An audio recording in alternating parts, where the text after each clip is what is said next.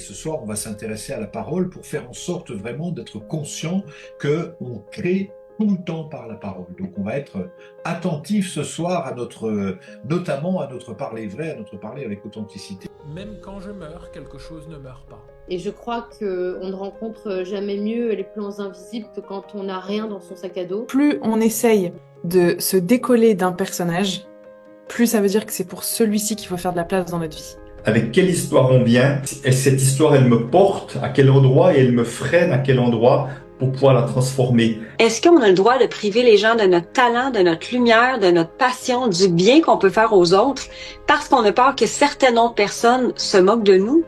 C'est là que ça fait un non-sens et que je me ramène en faisant « OK, let's do this », on fonce et on verra. Évidemment, c'est ma quête d'apprivoiser tout ce qui est et de dissoudre toutes les illusions, les histoires que je peux me raconter. Le jour où j'ai pris la décision, et c'est une prise de décision, donc évidemment une prise de risque, où j'ai décidé, c'est rompre avec un système. Décider, ça veut dire ça veut dire rompre avec un système.